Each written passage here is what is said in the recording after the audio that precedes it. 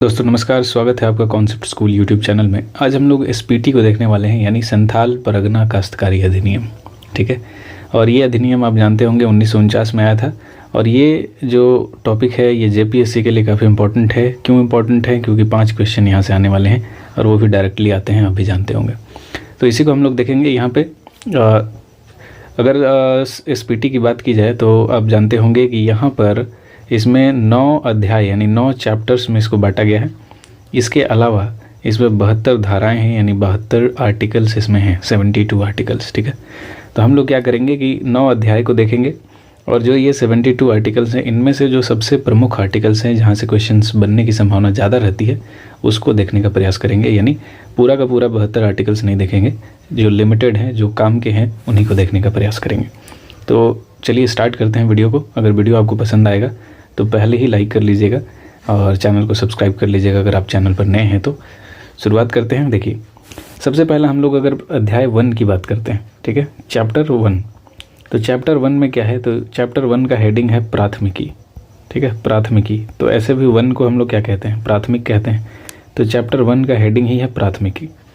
अब इसमें अगर बात करें तो धारा 1 जो है, इसमें जो नाम है, प्रारंभ है और प्रसार की बात है कि यानी जो ये 1949 का जो एसपीटी एक्ट होगा, इसका नाम क्या होगा? तो संथाल परगना काश्तकारी अधिनियम होगा।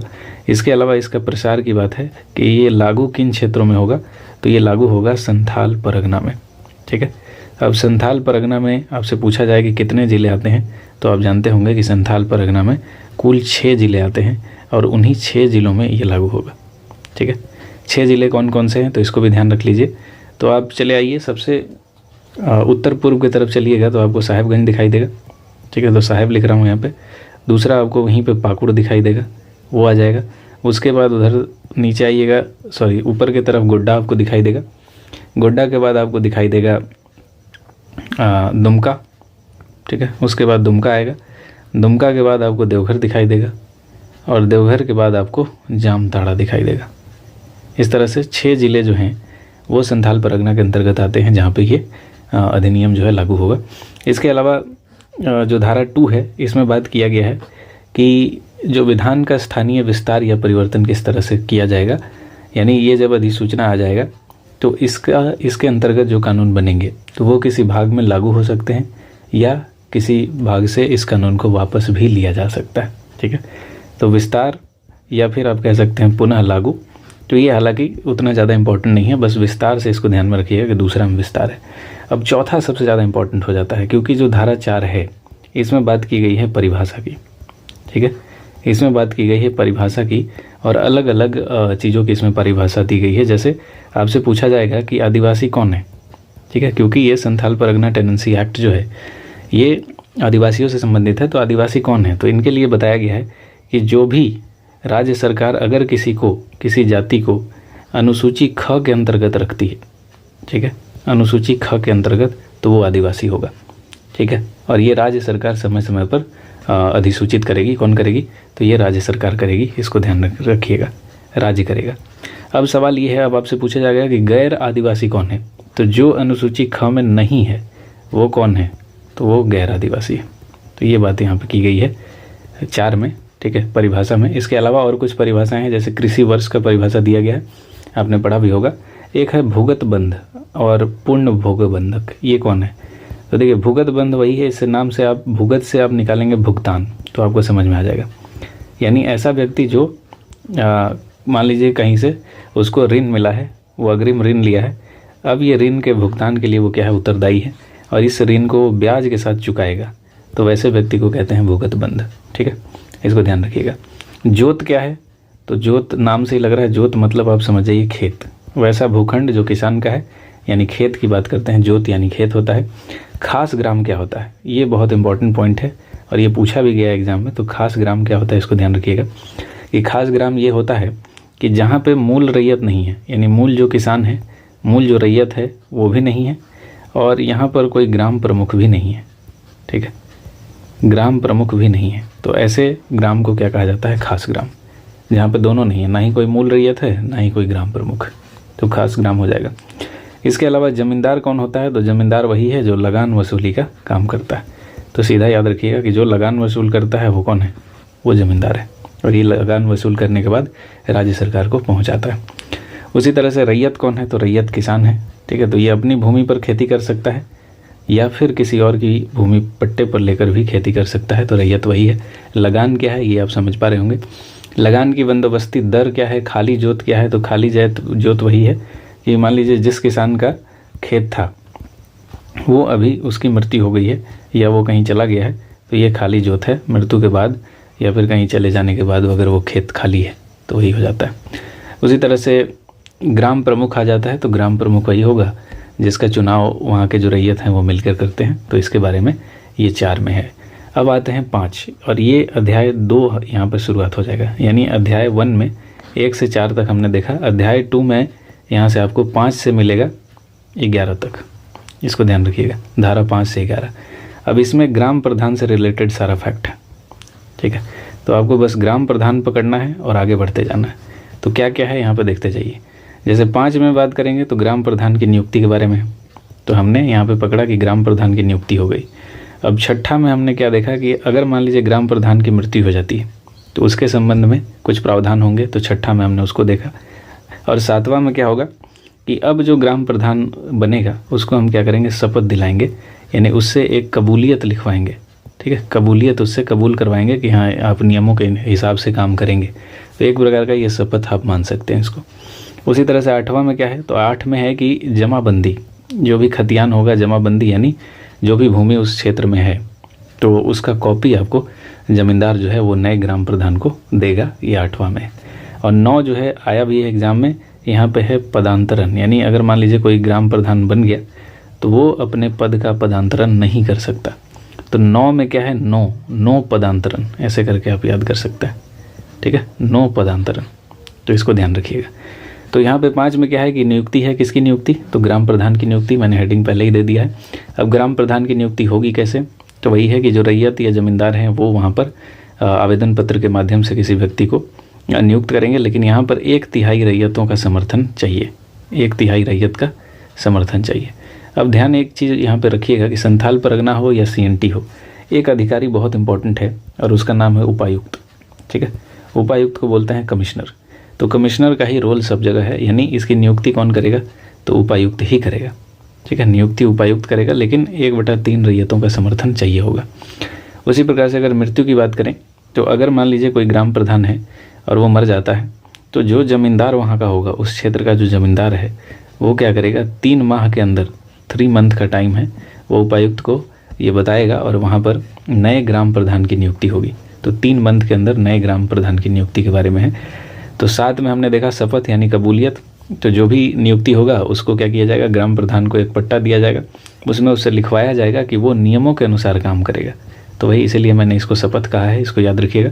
और जमाबंदी में क्या है, तो जमाबंदी में यही है कि जो भी बनेगा ग्राम प्रधान नया वाला, तो इसको ज़मींदार के द्वारा क्या किया जाएगा, तो इसको जो भी उस क्षेत्र का जमाबंदी खेवट खतियान है वो दिया जाएगा, ठीक है। तो यहाँ पे आपको ध्यान रखना है कि उसी हिसाब से ज़मींदार जो है इसको नया वाला जो जमाबंदी खेवट खतियान है वो लाकर देगा। तो यही है आपका।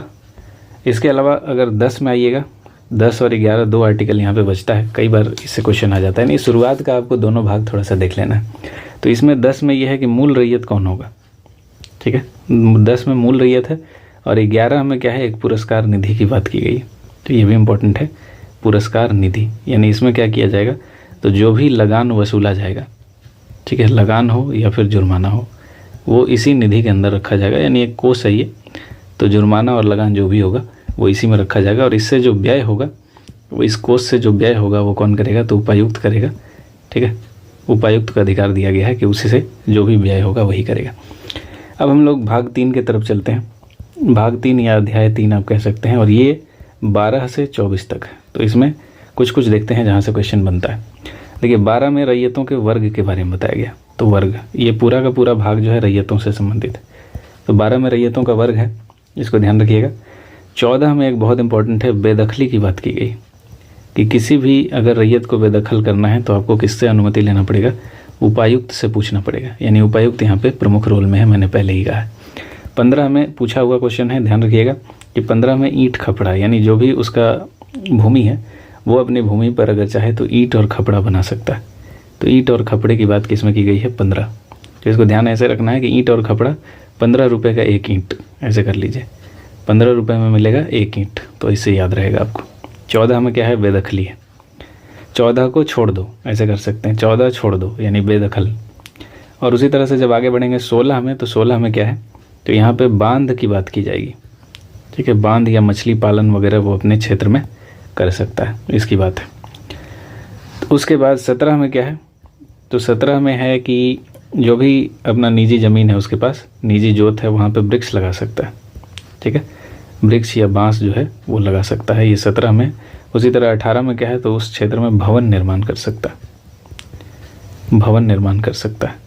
अब इसको हम लोग कैसे याद करेंगे? तो ये देखिए, अब 12 में क्या हो गया? ये वर्ग किसका है? रैयतों का है। तो एक मान लीजिए एक रैयत है, वो आया, आने के बाद ये 14 नंबर बस बेदखली आप याद रखिएगा, वो ईंट और खपड़ा का जुगाड़ किया, ठीक है, ईंट और खपड़ा। और उसने क्या किया कि पहले एक बांध बनाया, एक तालाब पोखर बनाया, ठीक है, इसी में है आपका 16 नंबर में, इसमें पोखर वगैरह की भी बात की गई है, जलाशय की बात की गई है। तो मान लीजिए कि वो एक जलाशय बनवाता है, तो 16 में ही उसने जलाशय बनवाया और 17 में उसने क्या किया? तो इसके चारों तरफ वृक्ष लगवा दिया, ठीक है, ये वृक्ष किस में लगाया? 17 में। अब वृक्ष वगैरह चारों तरफ लगवा दिया, इसमें मछली वगैरह 16 के अंतर्गत पालन कर लिया। उसके बाद ये क्या करेगा? तो यहाँ पे एक घर बना दिया, ठीक है, उसी के किनारे। तो इस तरह से आपको ध्यान रखना है। इसने 18 में क्या किया? घर बना दिया। तो एक रैयत आया, ईंट खपड़ा बनाया 15 में, और फिर 16 में वो क्या करता है? जलाशय बनाता है, इसमें मछली पालन करता है। 17 में उसके किनारे वृक्ष लगाता है, ऐसे याद कीजिए। और 18 में वहीं पर एक घर बना लेता है, ठीक है, 18 में क्या करता है? वहीं पे घर बना लेता है। अब 19 में क्या है? तो 19 में आपको ध्यान रखना है कि यहाँ पे जो जोत का विभाजन और लगान वितरण की बात की गई है, कि जोत का बंटवारा जो होगा वो किस तरह से होगा, उसके बारे में बात की गई है। और यहाँ पर भी आपको उपायुक्त से परमिशन लेना होगा, ठीक है, और सहमति होनी चाहिए। जब आप विभाजन हो तो वहाँ पे जो ज़मींदार है, जो ग्राम प्रधान है, तो उनसे सम्मति होनी चाहिए, तभी जाके ये बंटवारा होगा। और फिर उपायुक्त से जाके आपको परमिशन लेना होगा। और उपायुक्त अगर चाहे तो वहाँ पे क्षतिपूर्ति दिला सकता है अगर किसी को कुछ नुकसान वहाँ पे हुआ हो तो, ठीक है। तो विभाजन या लगान वितरण की बात की गई है 19 में, ठीक है, इसको याद रखिएगा। उसके बाद यहाँ तक हो गया। सबसे इम्पोर्टेंट बात है 20 में। तो धारा 20 आपके लिए बहुत ज़्यादा काम का है। धारा 20 को अच्छे से याद रखिएगा। देखिए, धारा 20 में आपको 2 क्लॉज मिलेगा, एक मिलेगा 20(1) और एक मिलेगा 20(2). तो 20(1) और 20(2) में क्या है? तो 20(1) में ये है कि रैयत का अधिकार का हस्तांतरण, हेडिंग है इसका। तो हस्तांतरण है किसका? अधिकार का। तो वो किसको कर सकता है, इसके बारे में है। तो सबसे पहला बात यह है कि अगर रैयत मान लीजिए हस्तांतरण करना चाहता है तो वो पूर्वानुमति लेगा, पहले ही अनुमति लेगा। किससे? तो वो लेगा उपायुक्त से, तभी वो कर पाएगा। तो पूर्वानुमति लेगा उपायुक्त से, और वो दान दे सकता है, दान के रूप में किसी को अगर चाहे तो अपना अधिकार का हस्तांतरण कर सकता है। किसको किसको कर सकता है? तो देखिए, बहन को कर सकता है, पुत्री को कर सकता है, पत्नी को कर सकता है, या विधवा माँ को कर सकता है। तो बहन, पुत्री, पत्नी या विधवा माँ को अगर चाहे तो वो दान कर सकता है, लेकिन उसके लिए क्या करना होगा उसको? तो पहले अनुमति लेना होगा। किससे? तो उपायुक्त से अनुमति लेना होगा। उसी तरह से 20(2) में क्या है? तो इसमें असल रैयत की बात की गई, यानी अगर रैयत जो है भूमि हस्तांतरण करना चाहता है तो वो असल रैयत को ही देगा, यानी ऐसे किसी व्यक्ति को नहीं देगा जो रैयत नहीं है, जो किसान नहीं है, असल में किसान नहीं है। इसके अलावा असल रैयत के अलावा एक व्यक्ति को और वो दे सकता है, और ये घर जमाई। अगर मान लीजिए कोई घर जमाई बन गया तो उसको वो भूमि हस्तांतरित कर सकता है। तो ये 2 चीज़ों के बारे में यहाँ पर लिखी गई है। इसके अलावा वो किसी को भी अपना भूमि जो है वो हस्तांतरण नहीं करेगा, ऐसा बात कहा गया है। और अगर इसके संबंध में कोई विवाद होता है तो वो उपायुक्त के पास जाएगा, और उपायुक्त जो चाहे अपने हिसाब से वो डिसीजन लेगा, अपने विवेक से डिसीजन लेगा, और उस व्यक्ति को वापस वो भूमि लौटा सकता है अगर उसको कुछ गड़बड़ी दिखाई देता है। तो इसको आपको ध्यान रखना है। 20 बहुत ज़्यादा इंपॉर्टेंट है, यहाँ से क्वेश्चन कई बार आया। उसी तरह से 21 नंबर भी इम्पोर्टेंट हो जाता है। 21 नंबर में वही बात है कि जो गैर आदिवासी रैयत है, ये रैयती भूमि का हस्तांतरण कैसे करेगा उसके बारे में। तो यहाँ पे गैर आदिवासी की बात की गई, ठीक है। तो इसी वजह से ये इम्पोर्टेंट हो जाता है कि गैर आदिवासी रैयत मान लीजिए है वो इसी क्षेत्र में, तो वो किस तरह से अपनी भूमि का हस्तांतरण करेगा, उसके संबंध में प्रावधान है। और इसमें भी सेम कहानी कहा गया है कि जो रैयत होगा, मूल रैयत होगा, उसी को वो करेगा, बाकी किसी को नहीं करेगा। इस चीज़ को ध्यान रखना है। और इसके अलावा आगे बढ़ते हैं 21 के अलावा, फिर हम लोग 22 में चलते हैं। तो 22 में देखिए क्या है, न्यास की बात की गई। 22 में न्यास, यानी अगर रैयत चाहे तो किसी न्यास को दे सकता है। अगर मान लीजिए रैयत बीमार है या किसी कारण से वो बाहर जाना चाहता है तो न्यास को वो देकर जा सकता है, ठीक है। न्यास मतलब एक तरह का आप अधिकरण, प्राधिकरण कह सकते हैं, उनको देने के बाद वो जा सकता है। इसके बारे में बताया गया। फिर 23 में देखिए विनिमय की बात की गई है।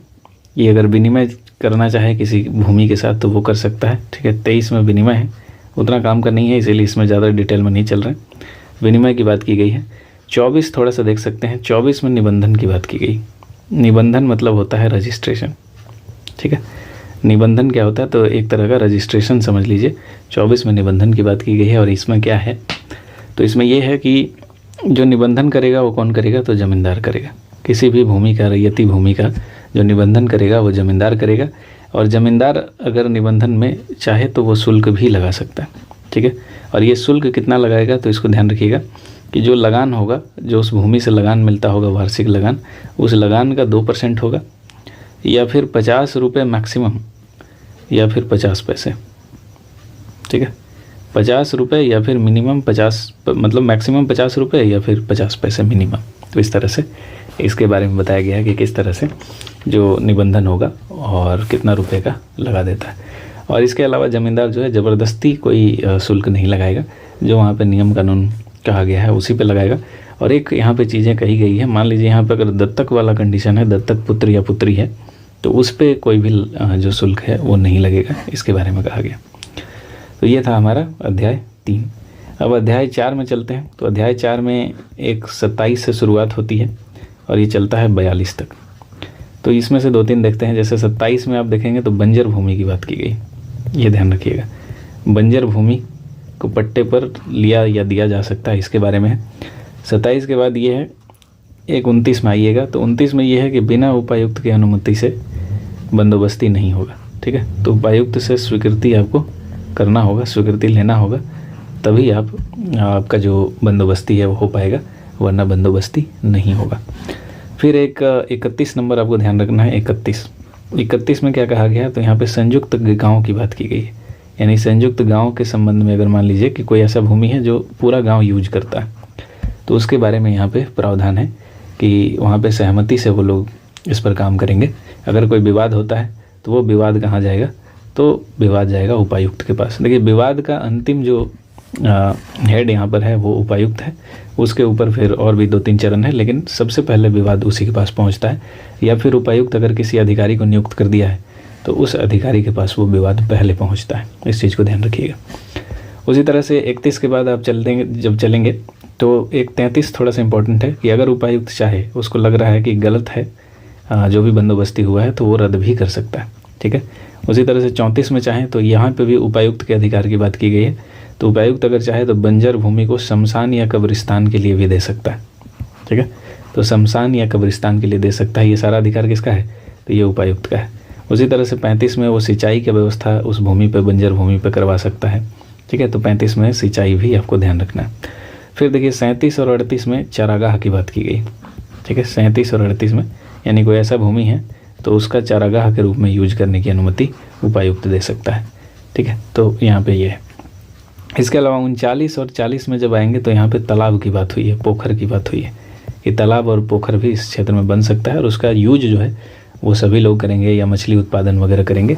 और ज़मींदार जो है उस चीज़ का देख रेख करेगा वहाँ पे, और मछली मारने का अधिकार वगैरह भी सबको दिया जाता है ये। इसके अलावा अगर आगे आएँ तो एक आर्टिकल यहाँ पे, एक धारा बहुत ज़्यादा इंपॉर्टेंट है, वो है 41 में बात की गई है पहाड़िया गांव की। यानी अगर पहाड़िया गांव में कोई भूमि है, उसका बंदोबस्ती करना है तो वो सिर्फ पहाड़िया गांव के व्यक्ति को ही दिया जाएगा, यानी गैर पहाड़िया के साथ बंदोबस्ती नहीं होगा, ये चीज़ इसमें कहा गया। और पहाड़िया गांव वही है जो आयुक्त घोषित करेगा, ठीक है। तो आयुक्त द्वारा घोषित जो गाँव है वही होता है पहाड़िया गाँव, इस चीज़ को ध्यान रखिएगा। आयुक्त द्वारा घोषित गांव पहाड़िया गांव, और पहाड़िया लोगों के साथ ही इसका ये होगा, बंदोबस्ती होगा। और 42 में एक बताया गया है अवैध कब्जा के बारे में, कि अगर कोई अवैध कब्जा कर लेता है तो फिर जो उपायुक्त होगा वो उसको बेदखल करेगा उस भूमि से। तो 42 में क्या है, अवैध कब्जा है। उसके बाद आगे चलेंगे, अध्याय 5 में आएंगे। तो अध्याय 5 में कुछ चीज़ें इंपॉर्टेंट है, और इसमें है 45 से चलता है ये, 43 से 43 से चलता है और 52 तक चलता है, 43 से 52। और इसमें है क्या, तो इसका हेडिंग है लगान, यानी यहाँ पे लगान की बात की गई है। ठीक है, अब लगान में यहाँ पे क्या है चीज़ें देख लीजिएगा थोड़ा सा, कि 43 में साफ साफ कहा गया है कि जो लगान जो होगा वो कैसे देना है, तो पैसे में देना है। ठीक है, पैसे में, यानी अगर आप वस्तु लेके चले जाते हैं तो नहीं होगा। जैसे आप मान लीजिए आपको 500 रुपये लगान देने हैं, अब आप चावल लेकर चले गए कि ये चावल ले लीजिए, तो वो नहीं चलेगा, आपको पैसा में देना होगा। ठीक है, अब उसके बाद क्या है, तो लगान जो है आप 44 में यही बताया गया है कि लगान आप हस्तांतरण कर सकते हैं। तो लगान, मान लीजिए कि कोई किसान है, ठीक है, तो वो यहाँ पे पैसे में लगान लेकर गया, 44 में वो लगान दे दिया। इसको थोड़ा कहानी के संदर्भ में समझिए। फिर 45 में क्या हुआ कि वो किसान अब बाहर जा रहा है, तो वो क्या कह रहा है कि भाई हम बाहर जा रहे हैं, तो अभी हम क्या करेंगे, मनी ऑर्डर के थ्रू आपको भेजेंगे। ठीक है, तो यहाँ पे मनी ऑर्डर से भी लगान भेजा जा सकता है, ये 45 में। उसके बाद अब वो किसान वहाँ से मनी ऑर्डर से भेजने लगा, तो वो एक दिन फ़ोन करके ज़मींदार को बोला कि भाई उसका थोड़ा सा रसीद वसीद जो होगा, मतलब लेखा रखिएगा, जो भी हम पैसा भेज रहे हैं उसका लेखा यानी रिकॉर्ड रखिएगा। ये बात 46 में कहा गया। और 47 में क्या है, तो 47 में कहा गया कि अब किसान उससे बोलेगा कि आप रिकॉर्ड रखिएगा, जब हम आएंगे तो रसीद ले लेंगे। ठीक है, तो इस तरह से यह कहानी बनाकर आप याद रख सकते हैं कि पहले तो भाई लगान तय हुआ पैसे में, वस्तु में नहीं, पैसे में। फिर वो लगान दिया गया, फिर वो किसान बाहर चला गया, तो वो बोला कि मनी ऑर्डर से भेजेंगे, और आप ज़रा जो पैसा भेजेंगे उसको थोड़ा रिकॉर्ड में रखिएगा, हम आएंगे तो रसीद ले लेंगे। तो इस तरह से ये कहानी बना। ठीक है, तो इसको याद रखिएगा, और यही है, इसमें और कुछ खास नहीं है। इसके बाद क्या होगा कि जो ये रसीद है, ये राज्य सरकार क्या करेगी, तो 48 के तहत अनुमंडल जो ऑफिस है वहाँ पर रखवाएगी। अनुमंडल ऑफिस में ये रसीद आपको मिलेगा, ये इसकी बात है। और फिर 50 में एक पॉइंट है यहाँ पे, लगान में कमी की बात है कि कुछ ऐसा कंडीशन अगर आ गया तो लगान में कमी की जा सकती है। तो इसको हम लोग कैसे याद रखेंगे, तो इसको याद रखिएगा कि लगान में कमी यानी हाफ हो गया लगान, 50 है ना, 50 को हाफ से याद रखिए, और हाफ से ध्यान रख लीजिएगा कि यहाँ पे लगान में कमी की बात की गई है। अब कुछ कंडीशन बनाया गया है, बताया गया है इसमें कि कैसे कब कमी होगा। जैसे मान लीजिए कि अकाल वगैरह पड़ गया, उपजाऊपन मिट्टी का कम हो गया, या फिर सिंचाई का व्यवस्था सही ढंग से नहीं हो पाया। ज़मींदार को बोला गया, लेकिन ज़मींदार 6 महीने के अंदर सिंचाई व्यवस्था सही ढंग से नहीं कर पाया, तो यहाँ पे लगान में कमी की बात की गई। और 52 में ये एक पॉइंट यहाँ पे ध्यान रखिएगा कि 52 में क्या कहा गया, तो इसमें कहा गया है कि जो ज़मींदार है, अब आप जानते हैं कि लगान वसूली करने का काम किसका है, ज़मींदार का है। अब ये ज़मींदार अगर लगान वसूली करता है और ये एक्स्ट्रा लगान नहीं लेगा, यही कहा गया कि मान लीजिए 500 रुपया लगान है तो ये 600 रुपया नहीं लेगा। अगर ऐसा करता है, एक्स्ट्रा लगान अगर ये लेने का प्रयास करता है, तो इसको 6 साल का कैद हो जाएगा, 6 माह का। ठीक है, 6 माह का कैद हो जाएगा, या 500 रुपया जुर्माना हो जाएगा, या फिर दोनों भी हो सकता है। ठीक है, तो अगर एक्स्ट्रा लगान वसूली करने का प्रयास करता है तो 52 में ही है। ठीक है, तो इसको याद रखिएगा। 52 में क्या होगा, तो 52 में ज़मींदार के अगर एक्स्ट्रा लेता है तो उसके बारे में बताया गया। उसके बाद आगे चलते हैं, आगे देखिए, अब चलते हैं अध्याय 7 में। अध्याय 6 में एक ही आर्टिकल है, कुछ खास काम का नहीं है। अध्याय 7 में हम लोग थोड़ा सा देखने का प्रयास करते हैं, और अध्याय 7 में 54 से चलता है 63 तक, और इसमें न्यायिक प्रक्रिया के बारे में है। यहीं से क्वेश्चन आता है, न्यायिक प्रक्रिया। तो क्या है अध्याय 54 से 63 में, तो देखिए 54 में ये है कि जो भी अब एसपीटी से संबंध में जो नियम कानून है वो कौन बनाएगा, तो नियम बनाएगी राज्य सरकार, यानी न्यायिक प्रक्रिया से संबंधित जो नियम होगा और कौन बनाएगी, राज्य सरकार या झारखंड सरकार बनाएगी, ये कहा गया। अब 55 में क्या है कि मान लीजिए कोई मुकदमा चला किसी तरह से, किसी भी मामले में, ज़मीन के मामले में आप जानते हैं काफ़ी मुकदमा चलता है, तो 55 में मुकदमा। अब यहाँ पे एक पॉइंट कहा गया है 55 में, जो क्वेश्चन में आ सकता है, आने की संभावना है, कि अगर मान लीजिए फर्स्ट मुकदमा आपने दायर कर दिया, ठीक है, फर्स्ट मुकदमा दायर कर दिया, और उसके बाद अब जब आपने दायर किया तो अब 6 महीने के बाद ही, ठीक है, 6 महीने के बाद आप सेकंड मुकदमा दायर कर सकते हैं। ये बात ध्यान रखिएगा। सेकंड मुकदमा, यानी 6 माह के भीतर आप दूसरा मुकदमा दायर नहीं कर सकते, 6 मंथ के बाद ही दूसरा मुकदमा आप दायर कर सकते हैं। ये कहा गया है 55 में। 56 में बात की गई है बेदखली की, ठीक है। इसमें यही कहा गया कि उपायुक्त की सहमति के बिना किसी को भी बेदखली नहीं किया जाएगा, यानी यहाँ पे उपायुक्त की सहमति लेना काफ़ी ज़रूरी बताया गया है। उसके बाद 57 में इम्पॉर्टेंट है, 57 में बात की गई है अपील की। अभी इसको हम लोग थोड़ा सा कहानी की तरह भी समझने का प्रयास करेंगे। तो यहाँ पे 57 में क्या बात की गई है? अपील की। अब देखिए यहाँ पे अपील का कुछ चरण है कि जैसे मान लीजिए आप अपील करने जा रहे हैं तो सबसे नीचे आपके पास बैठा होता है उप समाहर्ता, ठीक है, और ये काम करता है अंडर किसके? उपायुक्त के अंदर। उप समाहर्ता के पास सबसे पहले एप्लीकेशन करेंगे। इससे भी अगर आपका काम नहीं बना तो आप जाएंगे अनुमंडल पदाधिकारी के पास, ठीक है, अनुमंडल पदाधिकारी। अगर अनुमंडल पदाधिकारी से भी काम नहीं बना तो फिर आप जाएंगे उपायुक्त के पास, ठीक है। अब उपायुक्त से भी काम नहीं बना तो कहाँ जाएंगे आप? तब फिर जाएंगे आयुक्त के पास, और आयुक्त से भी काम नहीं बना तो फिर राज्य के पास जाएंगे। और राज्य क्या करेगा? तो राज्य एक न्यायाधिकरण बना के रखेगा और उसी न्यायाधिकरण में ये मामला जाएगा। यानी आपसे देखिए 2 तरह से यहाँ पे क्वेश्चन पूछा जाएगा कि सबसे नीचे आपका कौन है इस न्याय सीरीज में? तो सबसे नीचे आपका उप समाहर्ता दिखाई दे रहा है, ठीक है। और सबसे ऊपर यानी अंतिम कौन है? तो राज्य का न्यायाधिकरण है, ठीक है। तो ये अंतिम अपीलीय न्यायालय होगा, ठीक है। तो यहाँ पे अंतिम आप अपील कर सकते हैं, तो इस चीज़ को आपको याद रखना है, अंतिम अपील इसी में होगा। अब आगे चलते हैं। तो 57 में अपील की बात हो गई। अब 58 में यह है कि दूसरी अपील। कहने का मतलब ये है कि अगर आप इस चरण को पार करते करते इस तरह से ऊपर आते आते आप यहाँ तक पहुँच गए, अंतिम तक, तो 58 में ये कहा गया है कि अगर आप अंतिम तक पहुँच गए तो आप दूसरी अपील फिर नहीं कर सकते, ठीक है। दूसरी अपील नहीं कर सकते।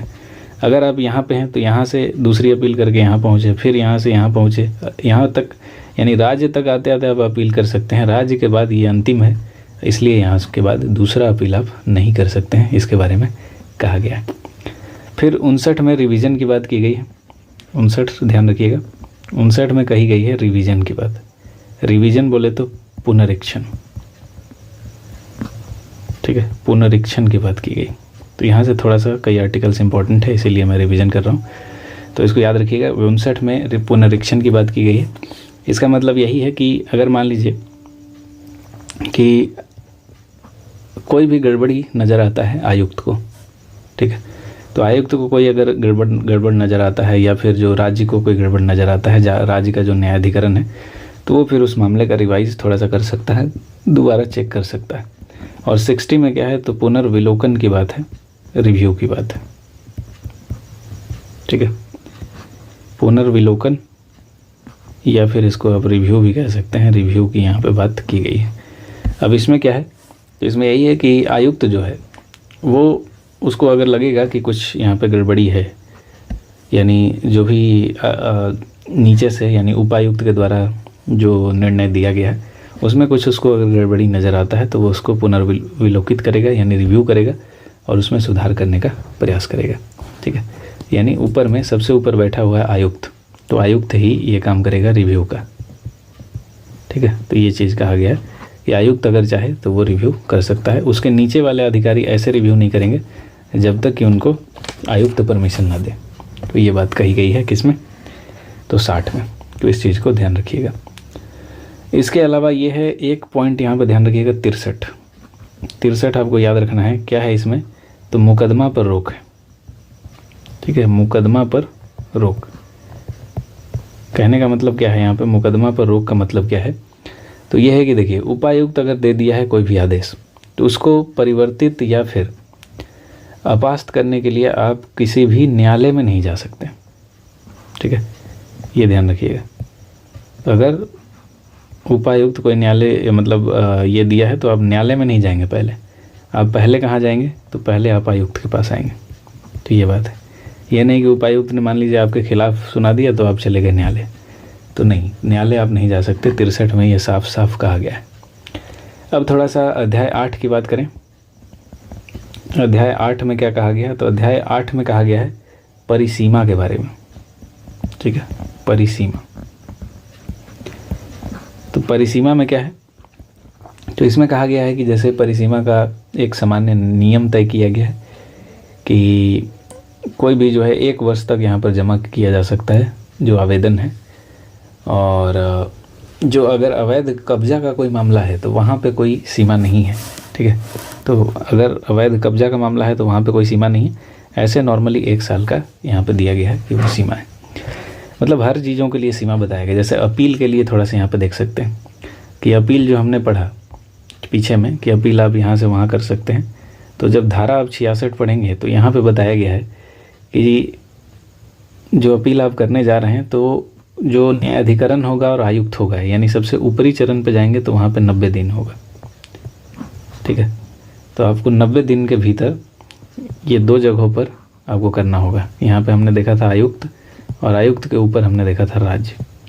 तो यहाँ पे अगर मान लीजिए आयुक्त ने कोई आदेश दिया तो उसके 90 दिन के भीतर आपको राज्य तक पहुँचना होगा। ये धारा 66 में कहा गया। और यहीं पे एक बात और कही गई है, 60 दिन का आपको परिसीमा दिया गया है, 60 दिन का। और इसमें कहा गया है कि अगर मान लीजिए अनुमंडल पदाधिकारी है, वो आपको आदेश दे दिया तो उस आदेश के विरुद्ध आप उपायुक्त के पास जाएंगे, और उपायुक्त के पास कितने दिन के भीतर जाएंगे? तो 60 दिन के भीतर जाएंगे। ये बात कहा गया है। ठीक है, अनुमंडल अधिकारी अगर दे दिया, उससे आप संतुष्ट नहीं हैं, तो फिर आपको उपायुक्त के पास 60 दिन के अंदर जाना होगा।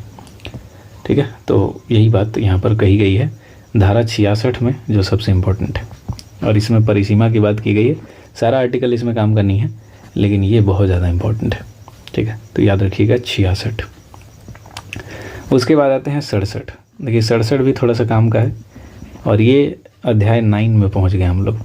और 67 में क्या है? तो जुर्माना की बात की गई। इसी को अर्थदंड भी कह दिया जाता है। तो यहाँ पे जुर्माना की बात की गई है कि अगर कोई व्यक्ति है इन नियमों का उल्लंघन करता है तो उस पर किस तरह से जो लगेगा जुर्माना, उसकी बात की गई है। तो जुर्माना के बारे में बताया गया है कि 200 रुपये तक का जुर्माना लगेगा। ठीक है, 200 रुपये तक। और अगर अपराध जारी रहता है तो फिर प्रतिदिन 5 रुपये लगेगा। ठीक है, प्रतिदिन 5 रुपये। तो इसकी भी बात की गई है। तो याद रखिएगा 200 रुपये लगेगा एक बार में, या फिर अगर अपराध जारी है तो प्रतिदिन कितना रुपये? 5 रुपये लगेगा। और इसके लिए बहुत सारा कंडीशन बताया गया। जैसे मान लीजिए जो आप सामूहिक रूप से तालाब है उसकी आप मरम्मत नहीं कर रहे हैं तो वहाँ पे जुर्माना लगेगा। बंदोबस्ती अगर सही ढंग से नहीं हो पा रहा है, उसमें कोई गलत मामला है तो वहाँ पे भी जुर्माना लगेगा। या अतिक्रमण करते हैं, या फिर मान लीजिए कोई बंजर भूमि है, वहाँ पे आप कोई ऐसा काम कर दिए, यानी कृषि के अलावा कोई गतिविधि कर रहे हैं जो आपका निजी गतिविधि होगा, तो उसके लिए जुर्माना लगेगा। तो इस तरह से यहाँ पे बताया गया है कि कैसे कैसे जुर्माना लगेगा। अब 67 में देखिए जुर्माना है। जुर्माना के अलावा एक पॉइंट और इसमें बताया गया है कि जो जुर्माना लगेगा वो तय कौन करेगा? तो ये जुर्माना तय करेगा उपायुक्त। ठीक है, उपायुक्त तय करेगा, इसको ध्यान रखिएगा। और इसके अलावा अगर मान लीजिए कि उपायुक्त के जुर्माने से आप संतुष्ट नहीं हैं तो आप जा सकते हैं आयुक्त के पास। संतुष्ट नहीं है तो आयुक्त के पास जाइए, लेकिन आयुक्त से फिर ऊपर आप नहीं जा सकते, यानी इसके ऊपर राज्य तक आप नहीं पहुंच सकते हैं जुर्माना के मामले में। ये बात भी 67 में साफ साफ कही गई है। ठीक है, इसके अलावा बात करें अगर, तो अगला जो धारा है वो है 70 काम का है। इसमें है बकायों का वसूली। ठीक है, कि जो लगान बाकी है उसका वसूली किस प्रकार से किया जाएगा उसके बारे में इसमें दिया गया है। और फिर आता है 71, और 71 भी काम का है आपका। इसमें दिया गया है नियम बनाने का अधिकार। तो नियम कौन बनाएगा? तो आप जानते हैं कि नियम बनाएगी राज्य सरकार। ठीक है, तो नियम बनाने के बारे में यहाँ पे बताया गया है कौन बनाएगी? तो नियम बनाएगी राज्य सरकार। तो इस तरह से हमने जो एसपीटी था उसके प्रमुख अनुच्छेदों को देख लिया है। उम्मीद करते हैं कि चीज़ें आपकी रिवाइज हो गई होगी, या अगर रिवीजन के पर्पज़ से आप नहीं भी आए होंगे, पहली बार भी देख रहे होंगे, तो काफ़ी चीज़ें आपको समझ में आएंगी। अगर आप दोबारा देखते हैं तो और समझ में आएगा। ठीक है, और अगर एसपीटी की बात करें तो देखिए कुछ ही आर्टिकल्स हैं जहाँ से अंदर से क्वेश्चंस आते हैं, सभी आर्टिकल से अंदर से क्वेश्चन नहीं आते हैं, इसीलिए आपको बहुत ज़्यादा अंदर जाने की ज़रूरत तो मेरे हिसाब से नहीं है। लेकिन चूँकि एग्ज़ाम काफ़ी गैप के बाद यहाँ पर जेपीएससी का होता है तो कहना मुश्किल है कि अगर ऊपर ऊपर पढ़ें तो काम चल ही जाएगा। अगर आपने नहीं पढ़ा है, मान लीजिए पहले आपने नहीं पढ़ा है, तो अगर आप इतना भी देख कर जाएंगे तो 5 क्वेश्चन में से काफ़ी क्वेश्चन आप सही कर देंगे। अब ये कह दें कि 5 में से 5 कर देंगे तो ये गलत हो जाएगा, लेकिन काफ़ी क्वेश्चन इसमें से सही कर देंगे अगर आपने पहले नहीं भी पढ़ा है, अगर इसी वीडियो को आप 2-3 बार देख लेते हैं तो। ठीक है, तो अगर वीडियो पसंद आया तो वीडियो को लाइक कर लीजिएगा, चैनल को सब्सक्राइब कर लीजिएगा। मिलते हैं अगले वीडियो में। Thank you so much.